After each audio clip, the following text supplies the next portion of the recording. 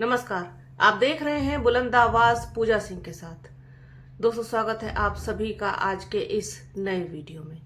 सबसे पहले बुलंद आवाज की टीम की तरफ से आप सभी को ईद उल फितर की दिली मुबारकबाद। इस ईद पर हम सबको मिलकर के पूरी दुनिया के लिए अमन, शांति और भाईचारे की दुआ करनी चाहिए।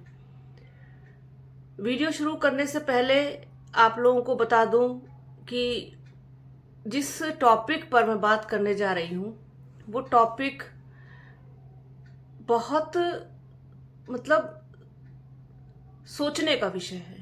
थंबनेल में हालांकि आप लोगों ने देख ही लिया होगा कि मैं किस बारे में बात करने जा रही हूं। इतना संजीदा मुद्दा है, लेकिन इस और किसी का ध्यान जाता नहीं है। जाता भी हो तो बात करते नहीं है, क्योंकि सब कहीं ना कहीं अपने मतलब से चापलूसी करने में लगे हुए हैं, फिर वो चाहे किसी की भी हो।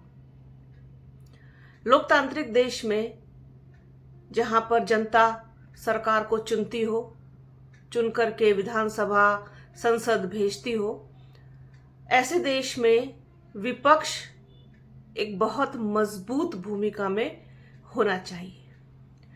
अगर आप गंभीरता से सोच करके देखें, सोचने बैठें, तो अगर हम केंद्र की बात करें, संसद की बात करें, तो वहां पर सबसे बड़ा विपक्ष तो कांग्रेस है।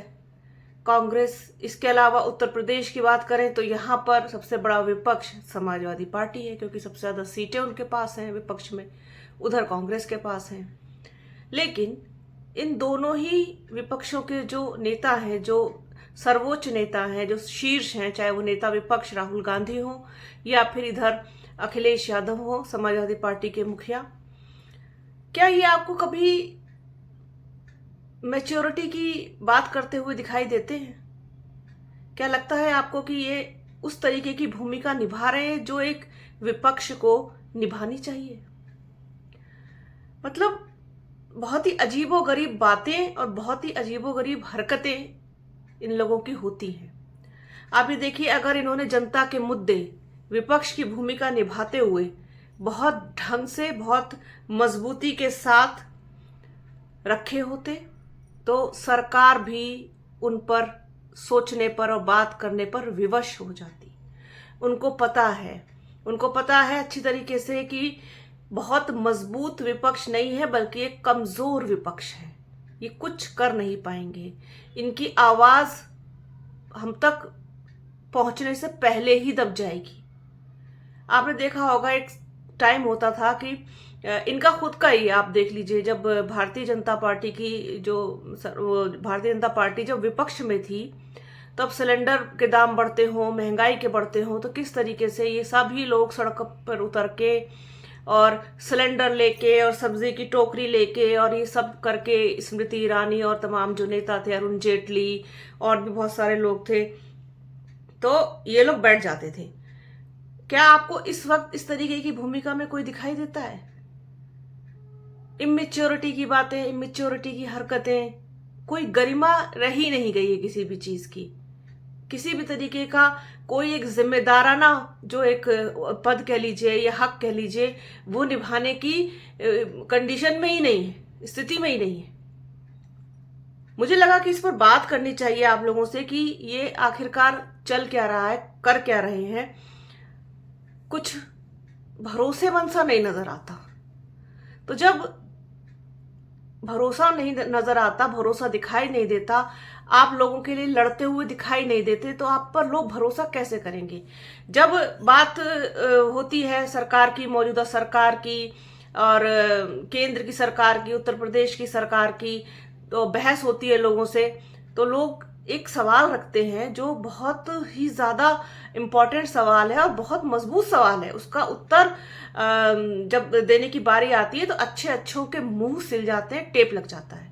वो कहते हैं चलिए ठीक है, हम मानते हैं कि मौजूदा सरकार कुछ अच्छा नहीं कर रही है और इसको रिप्लेस होना चाहिए, लेकिन आप हमें बताइए कि इस सरकार के बदले कौन? ये सरकार नहीं तो कौन?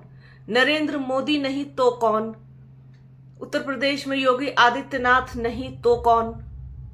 क्या है इस सवाल का बहुत मजबूत जवाब कि क्यों नहीं है? ये नहीं तो ये नहीं तो ये, ऐसा कोई काम किया है अब तक?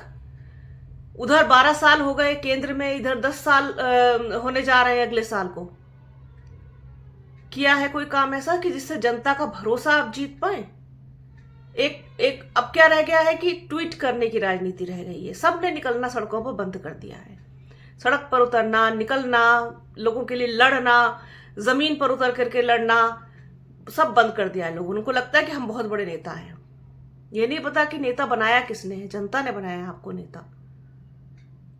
आपका विधायक जितने भी साल आप अगर ठीक है जो जीते हैं, वो उनमें से एक दो चार को अगर हम हटा दें, वो क्या कभी दोबारा से अपने क्षेत्र में पलट के गए हैं?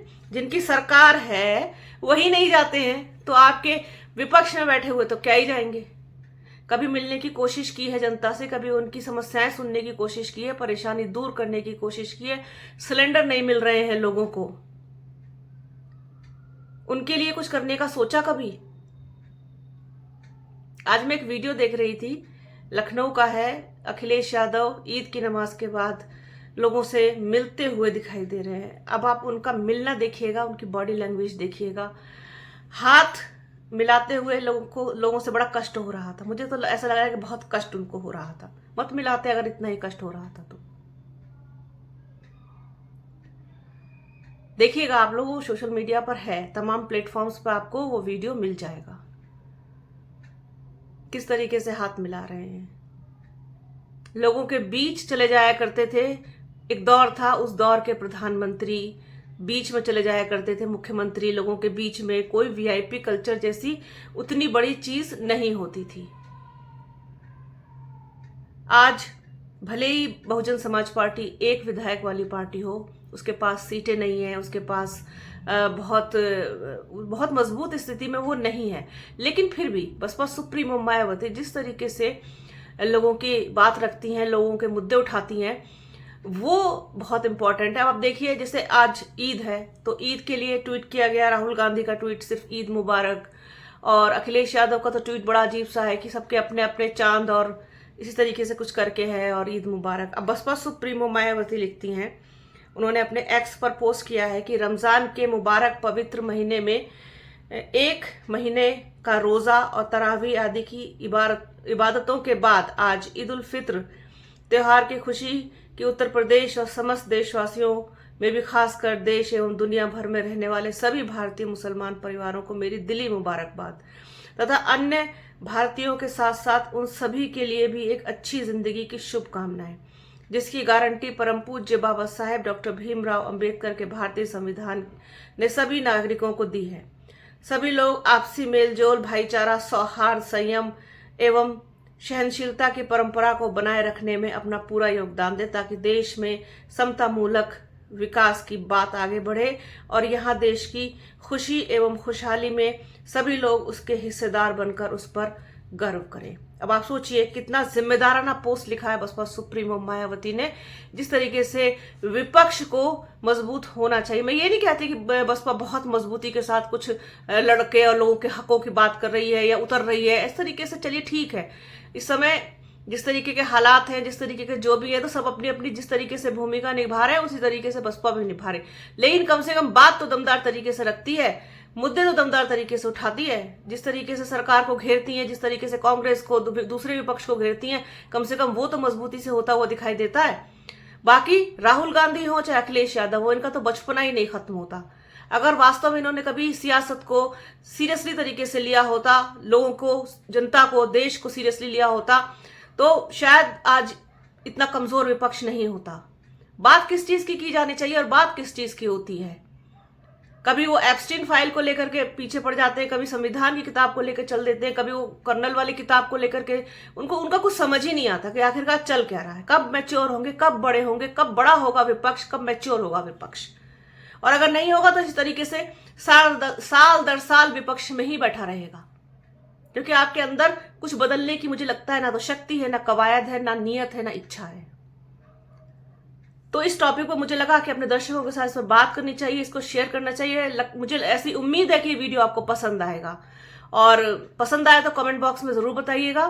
वीडियो को प्लीज पूरा देखिएगा, ज्यादा से ज्यादा शेयर कीजिएगा। बने रहिए हमारे चैनल के साथ। हमारे चैनल को लाइक कीजिए, शेयर कीजिए, सब्सक्राइब कीजिए, बेल आइकन घंटी जैसी आकृति जरूर दबाइएगा, जिससे कि आने वाले वीडियो का नोटिफिकेशन आपको मिल सके। अपना और अपनों का बहुत ख्याल रखिए। जल्द मिलूंगी आपसे एक नए वीडियो में, एक नए मुद्दे के साथ, एक नई चर्चा में। तब तक के लिए जय हिंद।